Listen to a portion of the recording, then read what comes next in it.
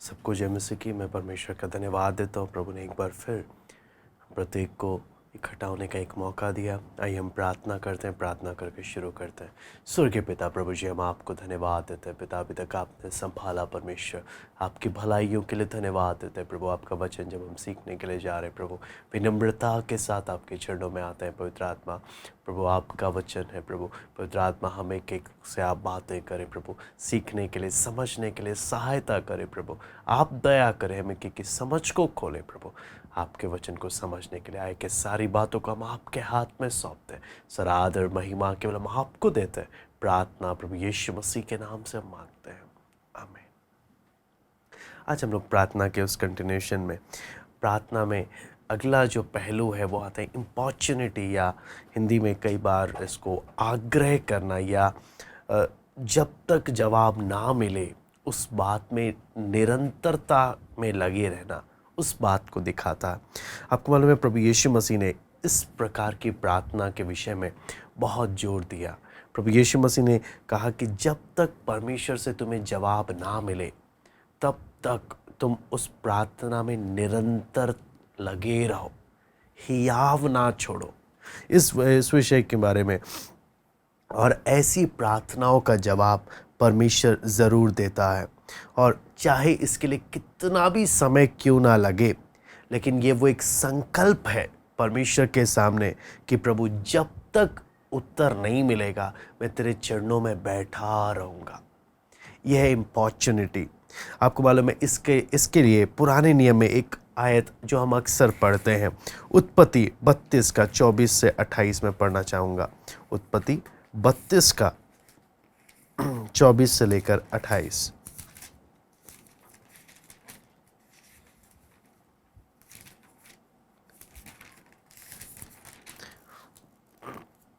यहाँ पे लिखा है, और याकूब आप अकेला रह गया।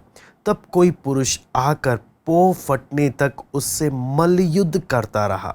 जब उसने देखा कि मैं याकूब पर प्रबल नहीं होता, तब उसकी जांघ की नस को छुआ, और याकूब की जांघ की नस उससे मल्लयुद्ध करते ही करते चढ़ गई। तब उसने कहा, मुझे जाने दे, क्योंकि भोर होने वाला है। याकूब ने कहा, जब तक तू मुझे आशीर्वाद ना दे तब तक मैं तुझे जाने ना दूंगा। उसने याकूब से पूछा, तेरा नाम क्या है? उसने कहा, याकूब। उसने कहा, तेरा नाम अब याकूब नहीं परंतु इज़राइल होगा, क्योंकि तू परमेश्वर से और मनुष्यों से भी युद्ध करके प्रबल हुआ है। तो यहाँ पर हम लोग परमेश्वर के वचन में देखते हैं कि इम्पॉर्चुनिटी या प्रार्थना की वो निरंतरता जिसे हम प्रार्थना में एक मल्लयुद्ध भी कह सकते हैं। प्रार्थना में परमेश्वर के साथ मल्लयुद्ध करना, हाँ, ये एक कोई बच्चों की प्रार्थना नहीं है। इस प्रार्थना को जब हम पढ़ते हैं, ये कोई बच्चों की प्रार्थना नहीं है, बल्कि एक संघर्ष है। यहाँ पर किस बात का? जीतने का संघर्ष, कि प्रभु तूने हर हालत में मुझे जवाब देना है। मैं तब तक नहीं उठूंगा, मैं तब तक तुझे नहीं छोड़ूंगा जब तक तू मुझे जवाब नहीं देगा, जब तक तू मुझे आशीर्वाद नहीं देगा। यहाँ पर देखते हैं कि वो व्यक्ति याकूब से मल्लयुद्ध करने लगा, और वचन में हम पढ़ते हैं याकूब भी उसके साथ क्या कर रहा था? मल्लयुद्ध कर रहा था, और वो अपनी इच्छा के अनुसार जाने लगा, लेकिन याकूब ने उसे जाने नहीं दिया। हाँ, याकूब वो स्वर्गदूत चाहता नहीं था कि याकूब जीते, लेकिन याकूब ने मल्लयुद्ध करते करते क्या किया? जाने ही नहीं दिया बोलते, और मल्लयुद्ध करते करते उस पर भी विजय प्राप्त किया। हाँ, उस व्यक्ति ने, स्वर्गदूत ने उसकी जांघ की नस को छुआ, लंगड़ा गया, लेकिन फिर भी उसको पकड़ के रखा। भोर निकलने को हो रहा है, लेकिन ये छोड़ नहीं रहा। चाहे सारी रात मल्लयुद्ध करी, सुबह होने वाला है, मैं जाने नहीं दूंगा जब तक तू मुझे आशीर्वाद ना दे। यहाँ पर ये कार्य आसान कार्य नहीं है। यहाँ पर हम देखते हैं कि इसकी ये मल्लयुद्ध में हम यहाँ पर क्या बोलते हैं, ये परमेश्वर से भी क्या, परमेश्वर पर भी क्या हुआ, मल्लयुद्ध करते करते परमेश्वर पर भी विजय प्राप्त हुआ। यहाँ पे इसलिए साफ साफ लिखा है, तेरा नाम अब याकूब नहीं परंतु इज़राइल होगा, क्योंकि तू परमेश्वर से और मनुष्य से युद्ध करके प्रबल हुआ है। मल्लयुद्ध करके परमेश्वर से तू प्रबल हुआ है। ये एक प्रार्थना यहाँ पर देखते हैं। याकूब कोई साधारण प्रार्थना करके परमेश्वर का राजकुमार नहीं बना, बल्कि आप वचन में जब हम इस घटना को देखते हैं, वो इस बात में लगा रहा, मैं तब तक तुझे जाने नहीं दूंगा, मैं तब तक तुझे छोड़ूंगा नहीं जब तक तू मुझे उत्तर नहीं देगा। आपको मालूम है प्रभु यीशु मसीह ने बार बार इस विषय में अपने चेलों को, लोगों को बहुत प्रोत्साहित किया कि क्या करे, निरंतरता का प्रार्थना, इस इम्पॉर्चुनिटी का जो प्रेयर है इसको करे, ये आग्रह करे। इसके लिए प्रभु यीशु मसीह ने खुद एक दृष्टांत लिया। लूका रचित सुसमाचार 18वां अध्याय उसका 1 से 8। लूका 18 का 1 से 8।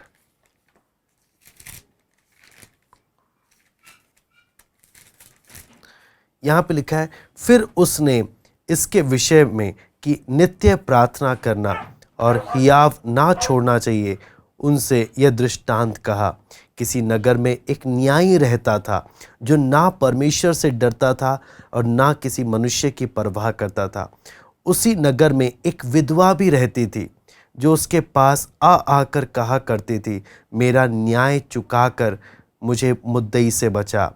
कुछ समय तक तो वह ना माना, परंतु अंत में मन में विचार कर कहा, यद्यपि मैं ना परमेश्वर से डरता और ना मनुष्य की कुछ परवाह करता हूँ, तो भी ये विधवा मुझे सताती रहती है, इसलिए मैं उसका न्याय चुकाऊंगा। कहीं ऐसा ना हो कि घड़ी घड़ी आकर अंत को मेरी नाक में दम करे। प्रभु ने कहा, सुनो, यह अधर्मी न्यायी क्या कहता है, इसलिए क्या परमेश्वर अपने चुने हुओं का न्याय ना चुकाएगा, जो रात दिन उसकी दुहाई देते रहते हैं? क्या वो उनके विषय में देर करेगा? मैं तुमसे कहता हूँ, वो तुरंत उनका न्याय चुकाएगा। तो भी मनुष्य का पुत्र जब आएगा तो क्या पृथ्वी पर वो विश्वास पाएगा? यहाँ पर आप देखिए, प्रभु यीशु मसीह खुद इस अधर्मी न्यायाधीश का उदाहरण लेकर इस प्रार्थना के विषय में प्रभु यीशु मसीह खुद बोलता है कि किस प्रकार की प्रार्थना करते हैं। यहाँ पर वचन में जब हम पढ़ते हैं तो अधर्मी का इस विधवा का एक दुश्मन है जो इसका सताने वाला है ना, इसलिए वो उसके पास क्या करती थी, आया करती थी। हमारा भी एक दुश्मन है, कौन? शैतान है। हाँ, आप अगर इस विधवा के बारे में देखेंगे, सब चीज़ें कुशल से नहीं चल रही इसके जीवन में, इसलिए जब दुश्मन बराबर उसको जब सता रहा है, हमला कर रहा है, इसलिए उसको चैन से रहने नहीं दे रहा, इसलिए वो क्या कर रही है, ऐसी परिस्थिति में जब है तो वो बार बार किसके पास आ रही है? न्यायाधीश के पास आ रही है। आज भी अगर हम देखें कलीसिया में शैतान कितना, इन अंतिम समय में शैतान कितना जोर मार रहा है। आपको मालूम है, पहले से भी कई अधिक ज़्यादा जोर शैतान इन अंतिम समयों में लगा रहा है। इन अंतिम समय में शैतान का पूरा ताकत शैतान क्या कर रहा है? लगा रहा है। और वो परमेश्वर के काम में, परमेश्वर के लोगों के जीवन में, हाँ, और क्यों? उसको मालूम है उसके पास ज़्यादा समय नहीं है। शैतान को मालूम है उसके पास थोड़ा सा समय है, हाँ, समय सीमित है, इसलिए जितना ज़्यादा नुकसान वो कर सकता है वो उस काम में लगा हुआ है। आपको मालूम है कितने ऐसे, फिर जब ऐसा हो रहा है, क्यों परमेश्वर के बच्चों को, क्यों परमेश्वर के लोगों को शैतान के हमलों के विषय में कुछ मालूम नहीं है? क्या कारण है कि परमेश्वर के लोग इस विषय में सतर्क नहीं हैं? उसके कुछ कारण है। नंबर 1, उनका जीवन अंदर से ऐसा जीवन है, किस प्रकार का, कि वो दिखने में ही साफ साफ नजर आते हैं, वो ऐसे जीते हैं जैसे वो शैतान की संतान है, इसलिए उनको मालूम ही नहीं चलता कि क्या हो रहा है। हाँ, इसलिए शैतान क्या बोलता है, इनको डिस्टर्ब नहीं करना चाहिए, ये मेरे ही बच्चे हैं, नाम प्रभु का लेते हैं लेकिन इनका जीवन ये तो मेरे बच्चों के से जीवन जीते हैं, इसलिए शैतान इन लोगों को परेशान नहीं करता। दूसरा, कुछ लोग हैं जो लगातार पाप में जीवन बिता रहे हैं, पाप में जीवन बिताने के कारण परमेश्वर के राज्य में जो बातें हो रही हैं उस बात को ये लोग महसूस नहीं कर पा रहे कि क्या चल रहा है ना। क्योंकि आत्मिक इंद्रियां, पूरी आत्मिक इंद्रियां पाप के कारण क्या हो गई, धुंधली पड़ गई। आत्मिक इंद्रियां काम नहीं कर रही, इसलिए उन्हें महसूस ही नहीं होता। तीसरा कारण है परमेश्वर का वचन इनको क्या नहीं है, मालूम नहीं है। परमेश्वर का वचन नहीं मालूम होने के कारण जो भी शैतान का हमला होता, ये परिस्थितियों पर दोष देते हैं, ये किस्मत पर दोष देते हैं, लेकिन ये समझ नहीं पाते ये हो क्या रहा है। इसलिए ये वो विश्वासी हैं जो या तो संसार से प्यार या संसार के प्रति इनका लगाव है। इस कारण परमेश्वर के राज्य में जो संघर्ष चल रहा है, जो लड़ाई चल रही है, वो इनको क्या नहीं हो रहा, दिख नहीं रहा। इसलिए आपको मालूम है किन पर शैतान का हमला होता है, शैतान किन पर अपना जोर दिखाता है। सबसे ज़्यादा खतरा उन लोगों पर है जो परमेश्वर की उपस्थिति में, हाँ, परमेश्वर की उपस्थिति में निरंतरता की प्रार्थना करते हैं। ये वो है जो मसीह की सेना में जो कप्तान है, जो सीधा शैतान से लड़ते हैं। आपको मालूम है शैतान, कोई भी फौजी अगर लड़ाई के मैदान में जा रहा है तो कोई मरी हुई लाश पर गोली मारकर अपनी बंदूक की गोली वेस्ट नहीं करेगा। उसी प्रकार जो व्यक्ति पहले से ही आत्मिक जीवन में सूखा पड़ा है, किसी काम का नहीं है, शैतान उस पर अपना समय खर्च नहीं करेगा। शैतान उनकी ओर उसका निशाना जाता है जो उसके राज्य में सबसे ज़्यादा नुकसान पहुंचा सकते हैं। इसलिए शैतान उनके ऊपर अपना पूरा जोर लगाता है। यहाँ पर इस दृष्टांत में जो हमने लूका 18वां अध्याय में हमने जो दृष्टांत देखा, यहाँ पर देखा कि ये विधवा के जीवन में लगातार हमले हो रहे हैं। इसलिए एक ही है जो मदद कर सकता है, वो है ये अधर्मी न्याय। लेकिन यहाँ पर देखते हैं अधर्मी न्याय चाहता तो नहीं है, उसको कोई इंटरेस्ट नहीं है। लेकिन वचन में जब यहाँ पर देखते हैं, वो पहले आई, मना कर दिया, वो चले गई, फिर उसके बाद जब वो चले गई दूसरी बार, फिर जब उसको परेशान किया वो फिर आ गई। हाँ, बराबर वो आती रही क्योंकि वो वहाँ पर घर में चैन से रह नहीं पा रही। और ऐसे आते आते आपको मालूम है अधर्मी न्यायी ने अपने आप से क्या बोला। अधर्मी न्यायी ने बोला, यद्यपि मैं ना तो परमेश्वर से डरता और ना मनुष्य की कोई परवाह करता हूँ, तो भी ये विधवा मुझे सताती रहते, इसलिए मैं उसका न्याय चुकाऊंगा। कहीं ऐसा ना हो कि घड़ी घड़ी आकर अंत को मेरी नाक में दम कर दे। यहाँ पर है कि यहाँ पर वो देखते हैं कि ये क्यों तैयार हो गया कि मुझे, धर्मी न्याय का मतलब मुझे चैन मिल जाएगा अगर मैं इसका क्या चुका दूंगा, मैं इसका न्याय चुका दूंगा। प्रभु यीशु मसीह भी बोलता है इसी प्रकार से प्रार्थना करना, इसी प्रकार से। इसलिए लिखा है, इसीलिए यीशु मसीह क्या बोलता है, इसीलिए क्या परमेश्वर अपने चुने हुओं का न्याय ना चुकाएगा। इसे लिखा है जो रात दिन उसको दोहाई देते रहते हैं, एक दिन रोते नहीं है। वचन में लिखा है रात दिन उसको दोहाई देते रहते हैं। ये है निरंतरता का प्रार्थना। प्रभु जब तक तू जवाब नहीं देगा, मेरी दोहाई तुझे सुनाई देती ही रहेगी। ये वो प्रार्थना है, ये कोई ऐसी प्रार्थना नहीं जो आम बच्चों वाली प्रार्थना नहीं है, ये बहुत ही गंभीर और ऊंचे स्तर की प्रार्थना है। यहाँ पर इसलिए आगे जब हम देखते हैं बहुत से विश्वासी लोग तो कई बार प्रभु के सामने रोने का अनुभव ही नहीं है। हाँ, दुहाई देते हुए गिड़गिड़ाने का, रोने का, कराहने का कोई अनुभव ही नहीं है। इसलिए जिस प्रकार का उत्तर परमेश्वर से उन्हें मिलना चाहिए उन्हें कभी मिलता ही नहीं है। हाँ, कुछ लोग हैं जो कभी कभी आंसू बहा देते हैं और पोंछ कर ऐसे चले जाते हैं जैसे उनका कभी क्या नहीं हुआ, कभी आंसू आए नहीं। लेकिन आपको मालूम है कौन है जो दिन रात रोता ही रहता है, दिन रात प्रभु को दुहाई देता ही रहता है। मेरे आंसू कोई इंसान नहीं, मेरे आंसू केवल और केवल मेरा परमेश्वर ही पहुँचेगा, मेरे आंसू केवल और केवल मेरा परमेश्वर ही पहुँचेगा। ये कभी रुकेंगे नहीं जब तक वो जवाब ना दे।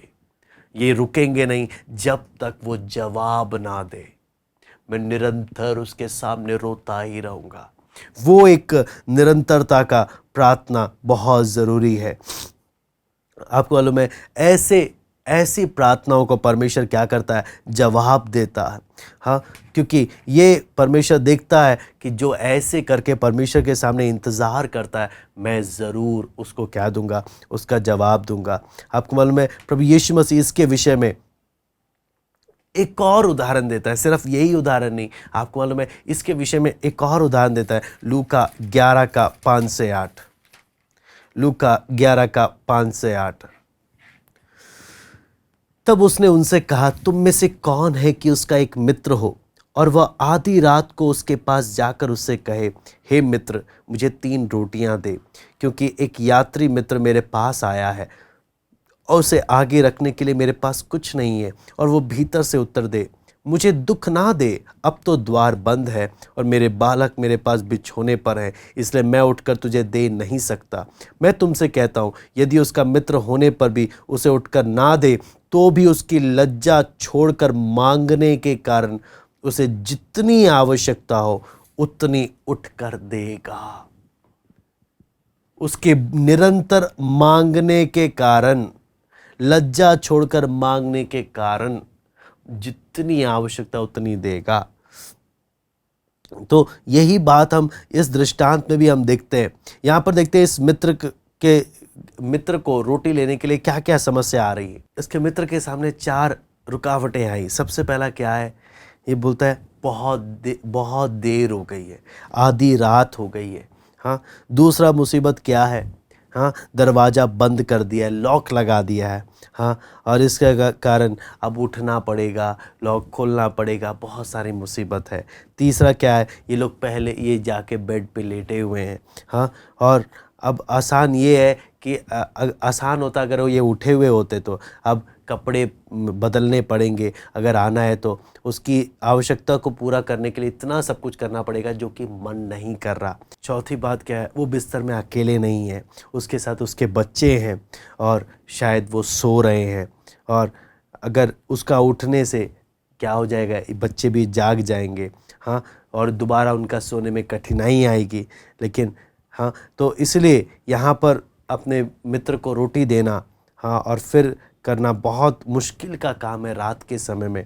तो इतनी सारी मुसीबतें हैं, लेकिन यहाँ पर हम देखते हैं कि चाहे कुछ भी हो, यहाँ पर लज्जा छोड़कर अगर मांग रहा है, कंटिन्यूशन, यहाँ पर आता है असंभव का संभव होना।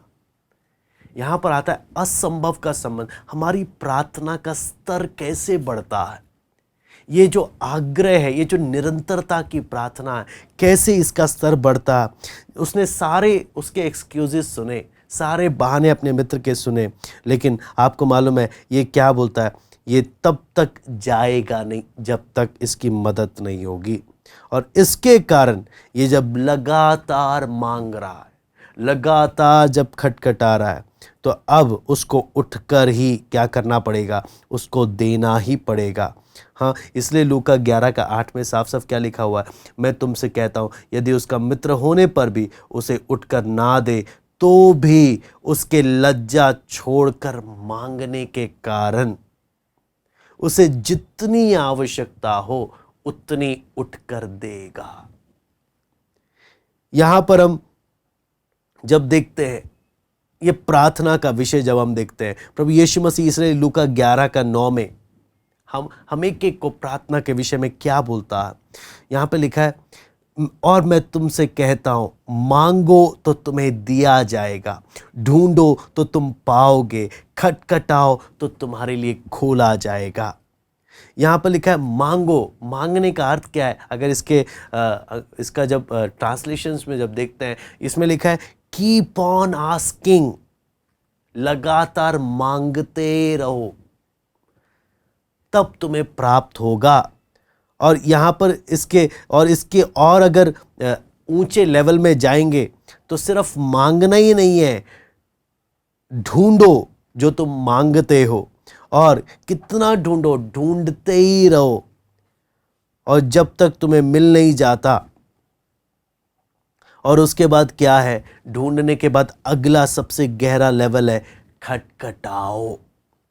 खटखटाओ, जो चीज़ तुम्हें मांगने से नहीं हो रहा, जो चीज़ तुम्हें ढूंढने से नहीं हो रहा, वो कैसे पूरा हो जाएगा? वो खटखटाने से पूरा हो जाएगा। इसलिए 11 का 10 में प्रभु यीशु मसीह साफ साफ क्या बोलते हैं? क्योंकि जो कोई मांगता है उसे मिलता है, जो कोई ढूंढता है वो पाता है, और जो खटखटाता है उसके लिए खोला जाएगा। यहाँ पर इसलिए कभी भी ऐसा परिस्थिति नहीं आता मांगे और प्राप्त ना हो, मांगे और प्राप्त ना हो, ऐसा परिस्थिति कभी भी नहीं आता। यदि वो मांगना है तो ऐसे मांगो जैसे निरंतरता बिना रुके मांगते रहो, और वो ढूंढे, और ऐसा ना हो कि उसे मिले ना। क्योंकि परमेश्वर का वचन बोलता है कि अगर आप ढूंढ रहे और आपको मिल नहीं रहा तो आप पूरे मन से नहीं ढूंढ रहे। हाँ, मान लीजिए मुझे गलती से यहाँ पर कोई महंगा चेक, कोई 1-2 लाख का चेक गिर गया, मैं आऊँ रूम में ऐसे ऐसे देखकर मैं चला जाऊँ, इसे ढूंढना नहीं बोलते। अगर इतना महंगा चेक गिरा है, मैं सारा सामान, एक एक चीज़ 10 बार अच्छे से छान कर अलग करना हो ना, 10 बार करूँगा, जब तक अच्छे से संतुष्टि ना हो जाए। उसी प्रकार अगर जब तक मिल ना जाए जवाब, तब तक ढूंढते रहो, तब तक मांगते रहो, तब तक खटखटाते रहो। ये है प्रार्थना का गंभीरता, वो प्रार्थना का वो स्तर जिसके लिए प्रभु यीशु मसीह लोगों को बुला रहे हैं कि ऐसी प्रार्थना के लिए कौन आएगा। यहां पर ये एक सबसे महत्वपूर्ण प्रार्थना है। यहां पर देखते हैं जिन लोगों का प्रार्थना का जीवन मांगने के स्तर पर है, ध्यान रखना एक एक स्तर है, मांगने का स्तर सबसे बुनियादी स्तर है, और जो वो मांगते हैं वो प्राप्त करते हैं जब वो निरंतरता से मांगते हैं, जब तक जवाब नहीं मिल जाता। ये मांगने के स्तर के बाद आगे अगला स्तर आता है ढूंढने का स्तर। आत्मिक जीवन में ये और गहरा है और कठिन है, लेकिन ये क्या है, जब तक मिल नहीं जाता, ये आता है अब प्रार्थना में मल्लयुद्ध का आरंभ होता है, ढूंढने का स्तर। और जब तक जवाब नहीं मिल जाता तब तक ढूंढते रहना, इस संकल्प के साथ। और आगे जब हम देखते हैं जो ऐसे लोग, ज़्यादा लोग नहीं हैं जो जब तक जवाब ना आए प्रभु के चरणों में ढूंढते रहना। और आगे जब हम देखते हैं, तीसरा बात आता है खटखटाना, जो सबसे, आप बोलते हैं ना, आत्मिक संसार का सबसे ऊंचा स्तर, जिसके द्वारा अद्भुत काम होते हैं, सामर्थ के काम होते हैं, ये है तीसरा स्तर, खटखटाने का। यही स्तर प्रभु यीशु मसीह ने गतसमना वाटिका में खटखटाने का कार्य किया। बहुत ही खतरनाक है, जहां पर खून पसीने के नाए जमीन पे गिर रहा था। यहाँ पर जब हम देखते हैं, ये कोई बच्चों की प्रार्थना नहीं है। इसका मतलब क्या है, आपका शरीर, प्राण, आत्मा सब पूरा इसका प्रेशर में आ गया कि प्रभु तूने जवाब देना है, तूने जवाब देना है, ताकि तेरी सिद्ध इच्छा पूरी हो। और जो कोई इस कार्य में जाता है, परमेश्वर की इच्छा को जानकर जाता है। क्यों? इसमें 3 स्तर है, मांगना, ढूंढना और खटखटाना। मांगना सबसे बेसिक लेवल है, और उसके बाद ढूंढना उससे हाई लेवल है, खटखटाना उससे भी हाई, सबसे ऊपरी स्तर है। और ये जो होता है, जहाँ पर आंसुओं के साथ, गिड़गिड़ाने के साथ, कराहने के साथ ये परमेश्वर के चरणों में आते हैं कि प्रभु तूने जवाब देना है। आपको मालूम है यह आग्रह क्या है? परमेश्वर की सिद्ध इच्छा को जानने की कुंजी है। परमेश्वर की सिद्ध इच्छा को जानने की कुंजी है। आपको मालूम है, हम ये कह सकते हैं कि प्रभु यीशु मसीह गतसमना वाटिका में परमेश्वर की इच्छा को जानकर गया, लेकिन जब गतसमना वाटिका से जब बाहर आ रहा है, उस परमेश्वर की इच्छा के साथ जुड़ गया। जब वाटिका में जा रहा है, परमेश्वर की पिता की इच्छा को जानकर जा रहा है, लेकिन जब वाटिका से बाहर आ रहा है, उस इच्छा के प्रति समर्पित होकर आ रहा है। ये एक बात हम देख सकते हैं, एक बहुत बड़ी एक गहराई। वो जब वाटिका में जा रहा था, उसे मालूम है मुझे मरना है, उसे मरना पड़ेगा। लेकिन आपको मालूम है जब वाटिका से बाहर आ रहा है, मरने की तैयारी के साथ आ रहा। दोनों में कितना फर्क है। पहले वो गया, वाटिका में जब प्रवेश कर रहा है, वो पाप के प्याले की, वो पाप का प्याला, वो भयानकता को देखकर इतना व्याकुल था। लेकिन जब वो वापस आ रहा है, पाप बन के आ रहा है, पाप ठहर गया मनुष्य के लिए। तो यहां पर क्या है, जब वाटिका से बाहर आ रहा है, अब कोई सवाल नहीं, पिता की इच्छा के लिए पूरा समर्पित है। अब कोई सवाल नहीं, वो क्रूस उठाने के लिए और मरने के लिए तैयार है। ये है निरंतरता की प्रार्थना। इसलिए आप देखते हैं वाटिका में एक बार प्रार्थना कर रहा है, 2 बार प्रार्थना कर रहा है, 3 बार प्रार्थना कर रहा है। निरंतरता की प्रार्थना, जब तक जवाब नहीं मिल जाता। खटखटा रहा है, खून पसीने के ना जमीन में टपक रहा है, लेकिन खटखटाने में लगा हुआ है। इसलिए यदि अगर हम इस निरंतरता की इस आग्रह की प्रार्थना में यदि विद्यार्थी बनना चाहते हैं, आप याद रखें परमेश्वर ऐसे लोगों को बुला रहा है। कौन कौन वो लोग होंगे जो प्रभु के सामने जब तक जवाब ना आ जाए तब तक उठने वाले नहीं। आप सोचना, प्रभु यीशु मसीह ने खुद ही विधवा का दृष्टांत बताया, धर्मी न्यायी का। प्रभु यीशु मसीह ने खुद इस मित्र का उदाहरण बताया। क्यों? प्रार्थना के विषय समझाने के लिए कि तुम्हारी प्रार्थना कई बार ऐसी होगी कि परमेश्वर देखेगा कितना तुम उसके लिए लगे हुए हो, कि जब तक प्रभु जवाब ना आए मैं शांत नहीं बैठूंगा। यदि मैं 1-2 बार में शांत हो गया तो वो परमेश्वर बोलेगा इसको मन नहीं है, इसलिए ये शांत बैठ गया। इसलिए सबसे ज़रूरी बात क्या है, हमने इस बात को समझना कि हमने अगर दुश्मन का सामना करना है तो हमने इस बात की गंभीरता को समझना है कि हमने निरंतर दिन रात क्या करना है, प्रार्थना ही प्रार्थना करना आगे। लेकिन आपको मालूम है शैतान इस ऐसा करने पर पूरा ताकत लगाएगा, पूरी गड़बड़ी करने की कोशिश करेगा। लेकिन क्या मैं फिर भी पूर्ण समर्पित होकर हर एक बात का सामना करते हुए क्या मैं प्रभु के चरणों में मैं आऊँगा? आखिरी बात मैं यही बोलूँगा इसमें भी कि परमेश्वर ये देखना चाहता है हम कितने गंभीर हैं। परमेश्वर उन लोगों को नहीं चाहता जो इस विषय में गंभीर नहीं है। बहुत सारी बातें आपको मालूम है परमेश्वर हमारे लिए और कलीसिया के लिए, हाँ, और ये उन्हीं पर परमेश्वर प्रकट करता है जो इस निरंतरता की प्रार्थना में, इस आग्रह की प्रार्थना में परमेश्वर के सामने क्या कर रहा है, दिन रात प्रार्थना और आंसू बहा रहा है। ऐसे व्यक्ति पर परमेश्वर जो कीमत दे रहा है, परमेश्वर अपनी इच्छा प्रकट करता है। जो परमेश्वर के सामने करहाता है, रोता है, गिड़गिड़ाता है। आपको मालूम है ये गहरी प्रार्थना कोई आम प्रार्थना नहीं जो आम इंसान कर सके।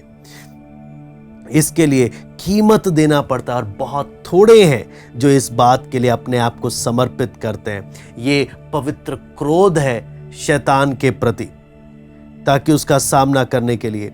हाँ, बहुत बार क्या होता है, लोग थोड़ा सा प्रार्थना करते हैं और मन भर जाता है और चले जाते हैं। यहाँ पर क्या है, जब तक परमेश्वर जवाब ना दे मैं उठूंगा नहीं। जब तक परमेश्वर जवाब ना दे, परमेश्वर देखता है हम कितने गंभीर हैं। चाहे मुझे उस विषय के लिए पूरी उम्र भर प्रार्थना करना पड़े, मरते दम तक प्रार्थना करना पड़े, मैं करता रहूंगा जब तक प्रभु जवाब ना दे।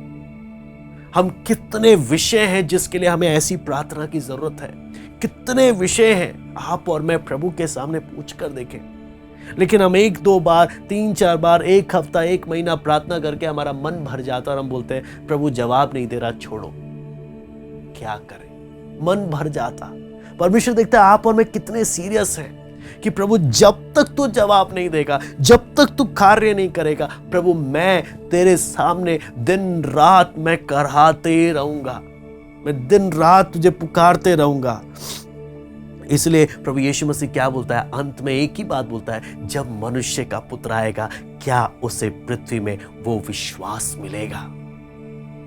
कि प्रभु तू ही मेरा न्याय चुका सकता है प्रभु, तू ही ये कार्य कर सकता है प्रभु। इसलिए मैं पिता तेरे सामने निरंतर, अगर जब तक तू जवाब नहीं देगा, चाहे मरने दम तक मुझे प्रार्थना करना पड़े, मेरी प्रार्थना निरंतर रहेगी। दिन रात मैं दुहाई देता रहूंगा, दिन रात मैं कराते रहूंगा, लेकिन तुझे जवाब देना पड़ेगा।